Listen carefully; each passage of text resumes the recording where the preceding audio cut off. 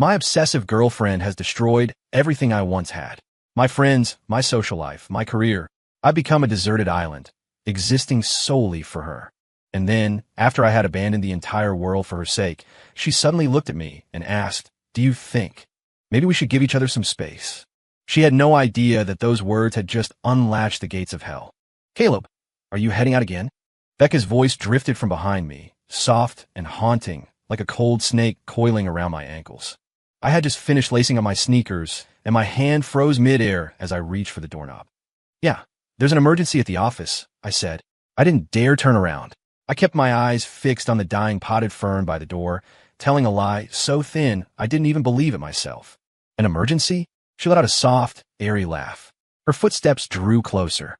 "Is it more important than spending time with me?" Her hand slid onto my shoulders. Her fingertips were cool, tracing the line of my collarbone with a light, rhythmic touch. My entire body went rigid. "Becca, it's only for an hour. I'll be back before you know it." I tried to keep my voice steady, but my throat felt like it was closing up. "An hour?" she repeated, a playful yet dangerous edge to her tone. "A lot can happen in an hour. You might run into a pretty girl, for instance. You'll talk to her. You'll ask for her number." Her breath hit the back of my ear, carrying the sweet scent of gardenias. It should have been pleasant, but it felt like suffocation. "I wouldn't do that," I denied instantly. "Of course you would," she said with absolute certainty. "Men are all the same." Her hand slid down from my shoulders, locking around my waist as she pressed her body against my back. I could feel every curve, and beneath the fabric of her dress, the frantic, restless thrum of her heart. "So don't go, please." Her voice softened into a plea. "Stay and play with me, Caleb. I made that strawberry cheesecake you love." I closed my eyes and took a long, shaky breath. It was always like this, every single time. Becca and I had met at a gallery opening at the Art Institute. She had been wearing a simple white sundress, standing silently before a canvas. Her profile, so perfect it seemed curated. It took every ounce of courage I possessed just to ask for her number. We fell into a relationship fast. In the beginning, it was a dream. She was tender and attentive, memorizing every little preference I had. She'd learned to cook my favorite meals, bring me coffee late at night when I was finishing projects, and hold me whenever I felt the weight of the world. I thought I'd found the one. But slowly, the cracks began to show. She hated it when I went out with my friends. "They're a bad influence," she'd tell me, looking up with those wide, innocent eyes. "You have me. Isn't that enough?" She started going through my phone, deleting every female contact, including my coworkers. "They all want you. I can see it in their eyes," she'd say with a deadly seriousness, as if she were merely protecting something precious. Once my best friend from college came to town and invited me out for a drink. I checked in with Becca, and for once, she didn't put up a fight. She just smiled and told me to be home early. I was thrilled, thinking she was finally relaxing. But halfway through the first round, my phone rang. It was Becca. The moment I picked up, I heard her weak, agonized sobbing. "Caleb, my stomach hurts so much. Please come home. I am scared." I nearly had a heart attack.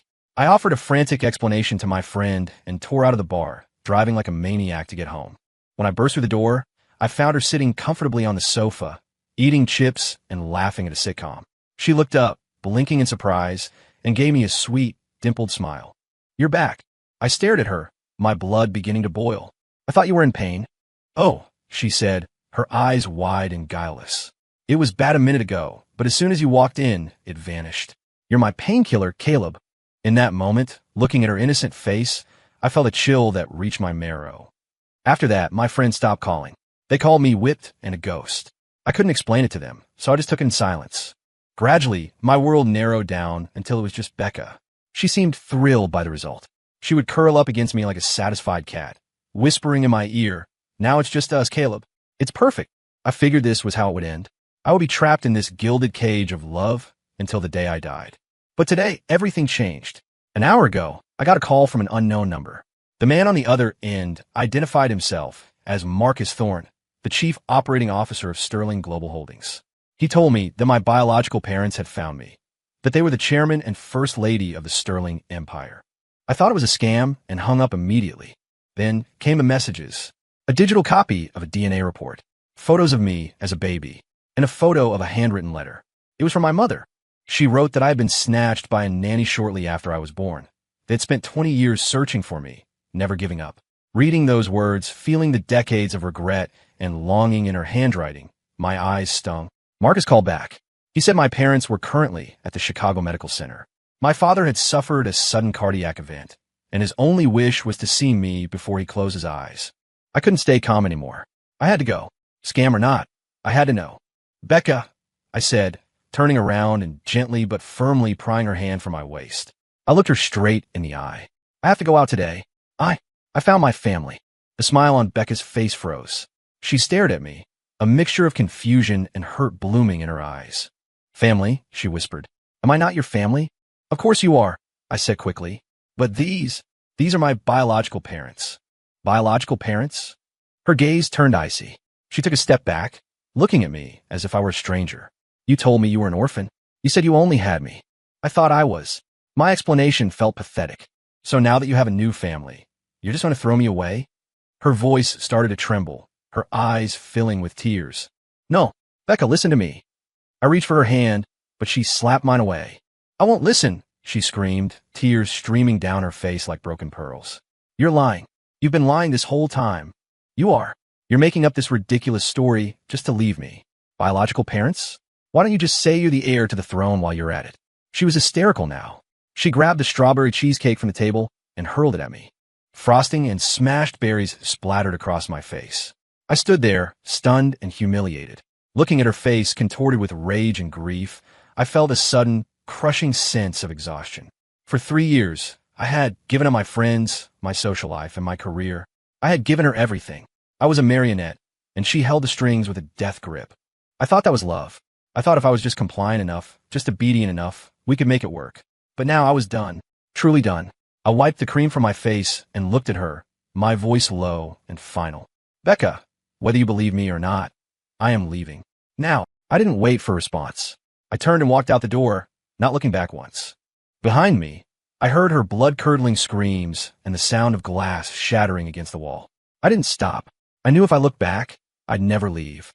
I sprinted down the stairs and hailed a cab, giving the driver the address of the hospital. Outside the window, the Chicago skyline blurred by, and my heart hammered against my ribs like a trapped bird. I didn't know what was waiting for me. A reunion 20 years in the making, or an elaborate trap. But I had to find out. At the hospital, I followed the directions Marcus had sent me to the VIP wing. 2 men in dark suits stood outside the door, their expressions grim. One of them stepped forward to block my path. Can I help you, sir? My name is Caleb. Marcus Thorne sent for me. The guards exchanged a look.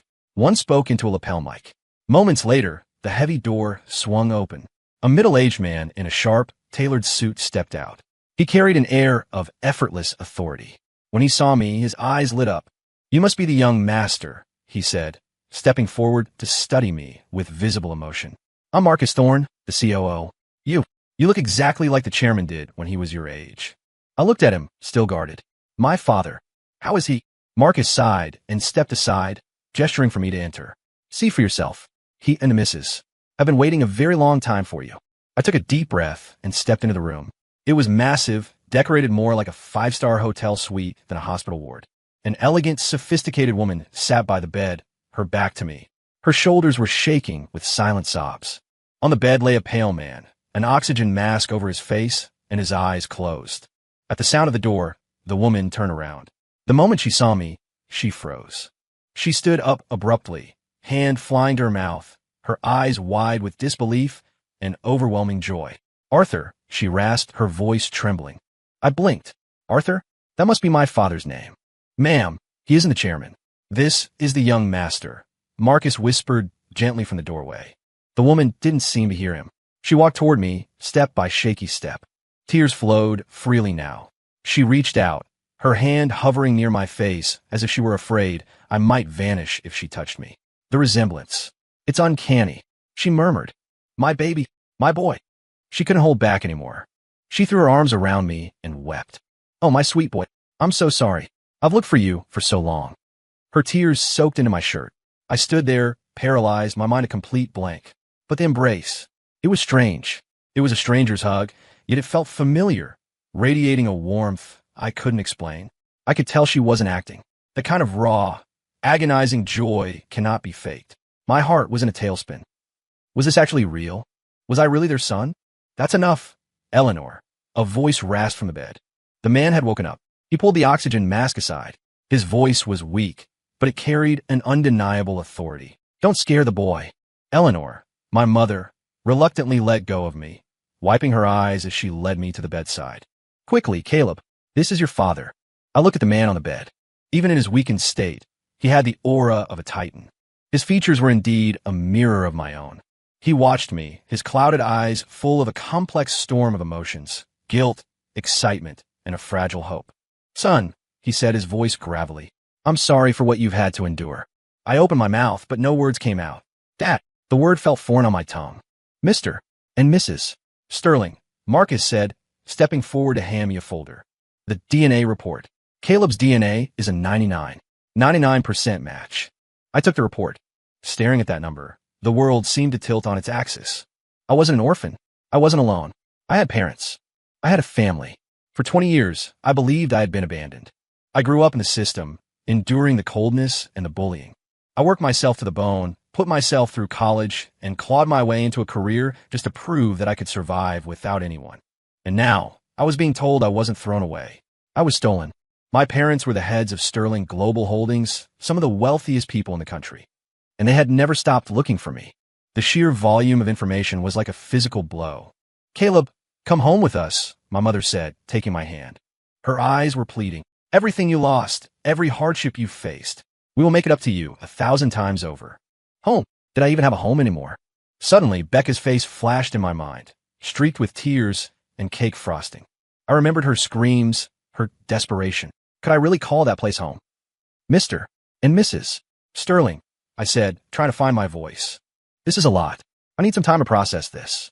My father nodded slowly. Of course. Marcus arranged for Caleb to stay at the peninsula. Get him whatever he needs.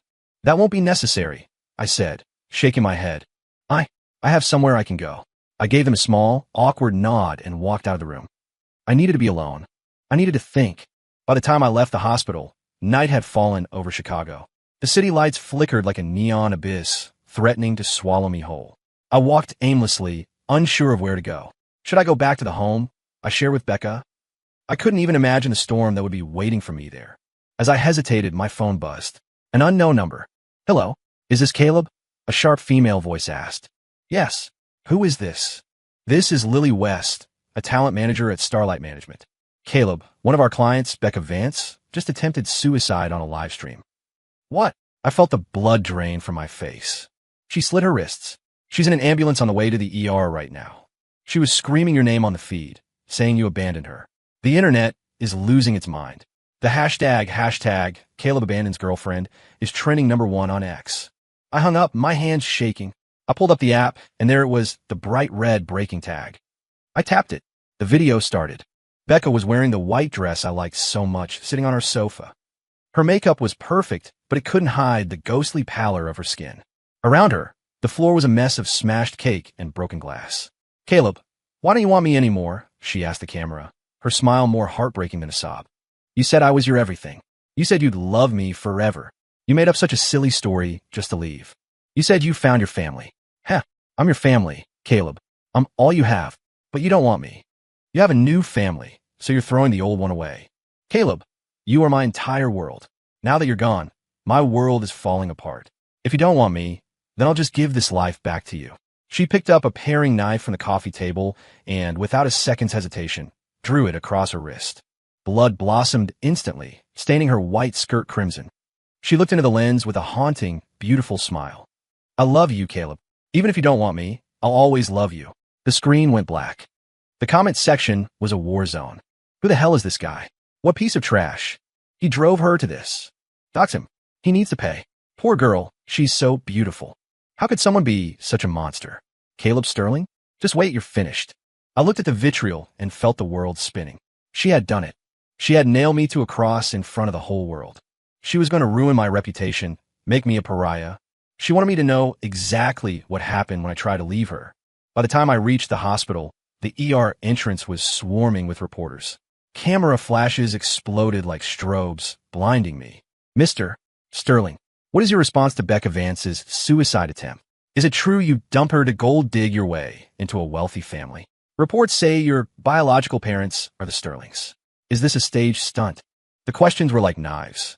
I was pinned in the middle of the crowd, unable to move, feeling like a man at a public execution. Just as I felt I was about to suffocate, several large men in black suits pushed through the crowd, forcibly clearing a path. Marcus Thorne emerged from the hospital, his expression grave. "Young master, follow me." He led me through a service entrance and into a private lounge. "Are you all right, sir?" Marcus asked, handing me a glass of water. I shook my head, my voice cracked. "Becca, is she?" "She's out of danger," Marcus said. "But this has exploded. The internet is calling for your head, and it's starting to affect the firm's stock." I closed my eyes in agony. I never thought she'd go this far. She didn't want to die. She just wanted to use her life as a leash to keep me tied to her forever. "I understand," I said, opening my eyes. They were cold now. "Marcus, I need you to do something for me." "Anything, sir." "Issue a statement." I looked him in the eye. "I am cutting ties with Becca Vance. Completely and permanently." Marcus hesitated for a fraction of a second, then nodded. "Understood. Our PR team is already on it." And I added, "Give me the best lawyer in the city. For the damage she's done to my reputation, I want her to pay tenfold. If she wanted a war, I would give her one." Sterling Global's PR machine was terrifyingly efficient. Within 30 minutes, a blistering statement hit the wires. The statement confirmed I was the long-lost son of the Sterling family, but flatly denied the allegations of social climbing or abandonment. It laid out the reality of my 3-year relationship with Becca Vance, the pathological control, the social isolation, and the constant threats of self-harm she used as a weapon. Finally, we attached an audio file. It was the recording of our final argument at the door. In the recording, Becca screamed, "You're making up this ridiculous story just to leave me. Biological parents? Why don't you just say you're the heir to the throne while you're at it?" My voice followed, sounding utterly drained. "Becca, I have to go. I'm leaving." The moment the audio dropped, the tide of public opinion turned violently. Holy crap. This girl is insane. Classic Yandere vibes. Listen to his voice. He sounds like he's on the verge of a breakdown. I feel for the guy. So she tried to isolate him. He finally had enough, and she staged a suicide to trap him. The fact that her first instinct was to mock him for finding his parents. That's chilling. The truth is out. The villain was actually the victim. Suddenly, people started digging into Becca's past. Old stories surfaced about her bullying girls in college out of jealousy. There were rumors she had slept with directors to steal roles. Overnight, her innocent girl image shattered. She went from the tragic victim to a calculating, manipulative predator. And I went from the most hated man in America to a survivor who had escaped a nightmare. I watched the comments flip, but I felt no satisfaction. I had won the PR war, but I knew Becca. This wasn't the end. She wouldn't just let it go. Sure enough, the next morning, a text arrived. "You're cruel, Caleb. You ruined everything I had." But that's okay. The game is just beginning. A cold shiver ran down my spine. I knew she was coming for me. I moved into the Sterling estate, a fortress-like mansion in the North Shore suburbs. The security was airtight, cutting off the noise of the outside world. With me there, my father's health began to improve. My mother spent every day trying to make up for 20 years of lost time, drowning me in the maternal affection I had never known. I tried to adapt to my new life as a Sterling. Marcus became my mentor, teaching me the ropes of the family empire. Sterling Global Holdings was a titan with interests in real estate, finance, tech, and media. My days were filled with learning, my mind occupied by the business. I thought my life was finally back on track. I thought Becca had vanished from my world for good.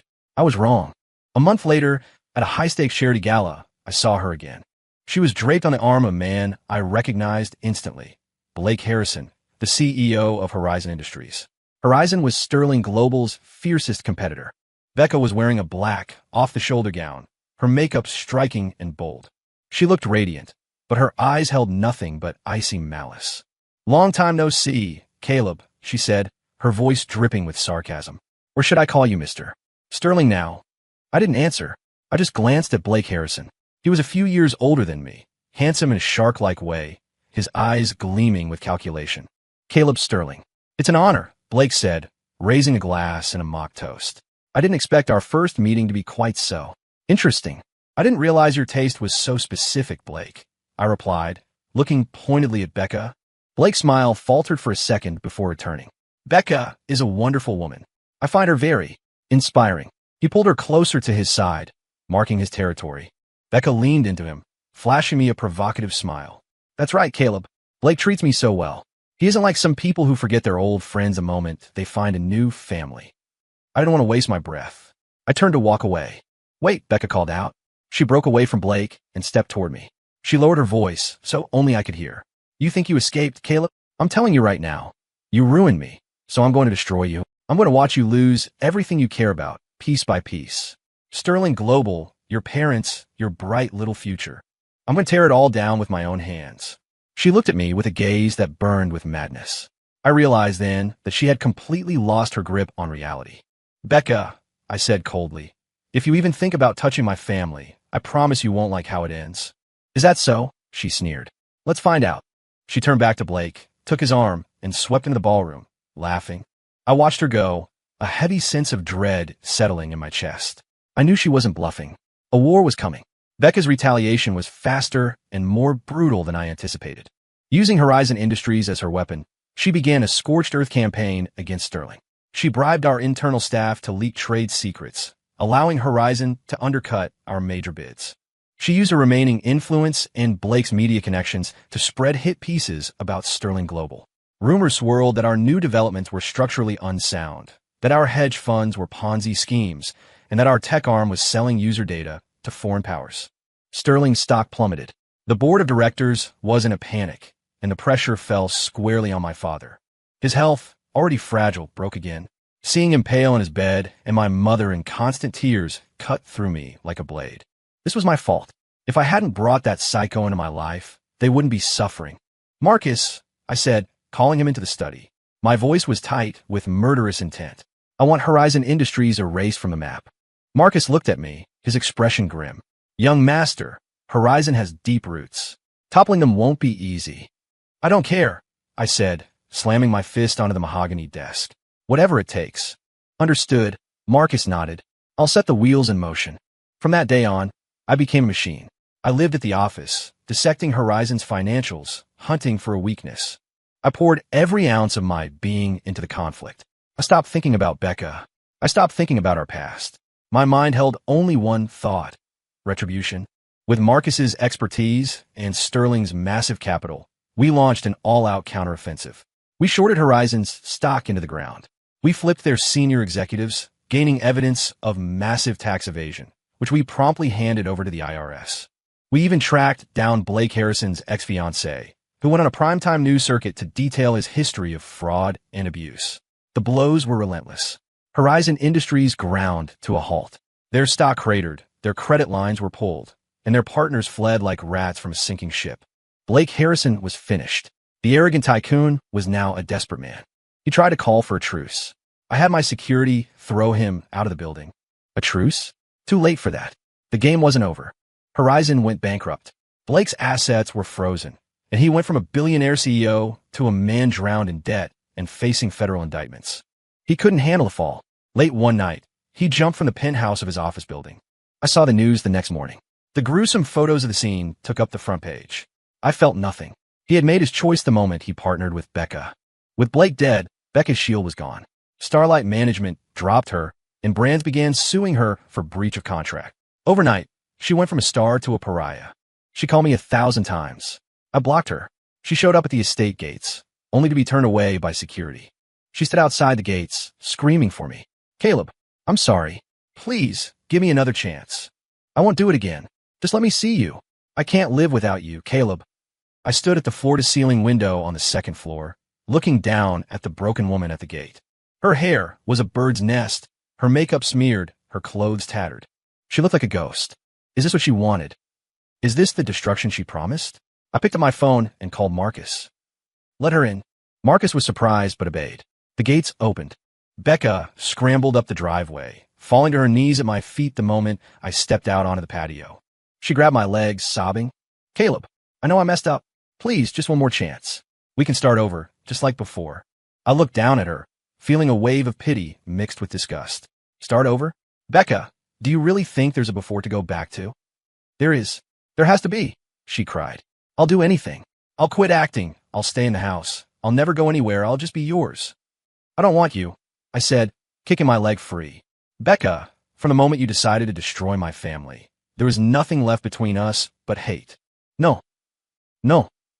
She shook her head, her eyes wide and desperate. I only did it because I love you. I was so scared of losing you. Love. I cut her off. I leaned down, gripping her chin and forcing her to look me in the eye. That wasn't love. It was possession. You never wanted me, the person. You wanted a doll that you could control. You ruined my life, you sabotaged my career, and you almost killed my father. And you think I love you fixes that. You are incredibly delusional, Becca. My words were like scalpels. The color drained from her face. She looked at me with a hollow, broken expression. So, you'll never forgive me? Ever, she whispered. Never, I replied. She started to laugh. A cold, jagged laugh that bordered on a scream. Fine. Fine. She pulled herself up from the ground, stumbling backward. You're cold, Caleb. So cold. I hope you end up like me. I hope you lose everything you love and die alone. She turned and ran, disappearing down the driveway. I watched her go, feeling nothing but a vast, empty silence. It was over. The nightmare was finally finished. Or so I thought. 2 weeks after she vanished, Marcus called me. His voice was more tense than I'd ever heard it. Sir, we have a problem. Becca, she's kidnapped your mother. My brain felt like it had been hit by a lightning strike. What did you say? This morning, on her way to the cathedral, your mother's car was run off the road by an unmarked truck. The driver and the men with him were hired mercenaries. We've confirmed Becca Vance is behind it. She has the missus. What does she want? I demanded, fighting to keep my breathing steady. She wants you, alone, at the abandoned steel mill in Gary. No cops, or she kills her. I hung up, my blood screaming in my ears. Becca, you piece of trash.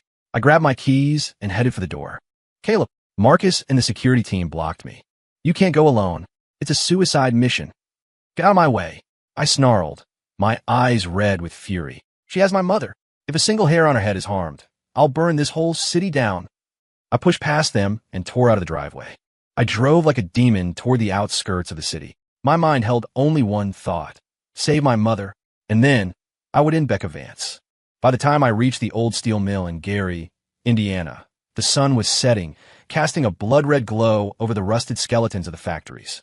I pushed open the heavy, rusted doors and stepped into the gloom. The wind whistled through the gaps in the corrugated metal. Becca, I'm here. Show yourself. I roared. I'm up here, Caleb. Becca's voice echoed from the second-floor catwalk. I looked up and saw her standing by the railing. She held a handgun, the barrel pressed firmly against my mother's temple. My mother was tied to a chair, gagged, her face a mask of terror and tears. Mom, I screamed. She struggled against her bindings, let out a muffled, desperate sound. Careful, Caleb, Becca smiled, looking down with a manic gleam in her eyes. Keep your voice down. My hand is a little shaky today. I'd hate for you to lose your precious mother so soon after finding her. I forced myself to be still. Becca, what do you want? Let her go. This is between you and me. Let's settle it. Settle it. Becca laughed. Caleb, there's nothing left to settle. You destroyed my life. Now I'm going to show you what it feels like to lose the thing you love most. Let her go. I shouted. Take me instead. She has nothing to do with this. Nothing to do with it. Becca's face twisted into a mask of pure rage. If it wasn't for her, you never would have left me. She stole you from me. You were mine until she showed up. She shoved the gun harder against my mother's head. My mother whimpered, her whole body shaking. No. My heart stopped. Becca, think. Please, just listen to me. I won't listen, she screamed. One of you dies today. That's the deal. Either you jump from that ledge onto the concrete below, or I pull this trigger and paint the floor with her. She gave me the choice. A cruel, inhuman choice. I looked at my mother, then at the hard, cold floor 30 feet below. I knew then that there was no walking away from this. Fine, I said, taking a deep breath. I'll jump. Caleb, a voice shouted from the shadows. It was my father. He appeared at the far entrance, followed by Marcus and a dozen tactical officers. Snipers' red laser dots danced across the rusted walls, eventually centering on Becca's forehead. Drop the weapon, my father said, his voice like forged steel. Becca panicked. She grabbed my mother, using her as a human shield. Get back, all of you, or I'll kill her. It's over, Becca, I said, my voice cold. It's not over, she shrieked. I have the leverage. I haven't lost. In her hysteria, she didn't see it coming. My mother, usually so gentle and refined, suddenly snapped. She leaned her head back and then slammed it forward, sinking her teeth into Becca's gun arm with everything she had. Act! Becca screamed in pain, her grip failing. The gun clattered to the floor. I didn't wait. I lunged forward, sprinting up the stairs and kicking the gun away. At the same moment, the tactical team swarmed the catwalk, tackling Becca to the ground. It was over. I reached my mother and sliced through the ropes. "Mom, are you okay?" She collapsed into my arms, sobbing. I held her, looking down at Becca as she was pinned to the floor. I felt nothing for her anymore. No anger, no pity. Just a cold, dead silence. "You lost, Becca. You lost everything." Becca was taken away in handcuffs. For kidnapping, assault, and corporate espionage, she was sentenced to life in prison. I visited her one last time, behind the glass of the visitor's booth. She was wearing a prison jumpsuit, her head shaved, her face gaunt and sallow. She looked at me with hollow, empty eyes. "Why?" she asked, her voice like sandpaper. "You could have let me kill her. You could have walked away. Why did you come for her?" "Because she's my mother," I said simply. "Just because she's your mother?" She let out a dry, rattling laugh. Tears began to fall. "Caleb, do you know how much I envy her? I was an orphan my whole life. Nobody wanted me. Nobody loved me. I fought for every scrap of warmth I ever had. I thought you were my light. I thought you'd stay forever. But you threw me away too." She looked at me, her eyes begging for something I couldn't give. "Caleb, tell me, did you ever love me? Even for a second?" I looked at her for a long time. I thought about the gallery, the strawberry cakes, and the way she used to look at me before the shadows took her over. I didn't say a word. I stood up and walked away. Did I love her? Maybe once. But that love was so tangled with fear, suffocation, and exhaustion that by the end, I couldn't tell where the love stopped and the trauma began. But it didn't matter anymore. I walked out of the prison. The sunlight was blindingly bright. I squinted, seeing a car parked nearby. My parents were standing there, waiting for me. They were smiling. I took a deep breath and walked toward them. My new life was just beginning. The road ahead was long, but for the first time in 3 years, I knew I wasn't walking alone. Story complete.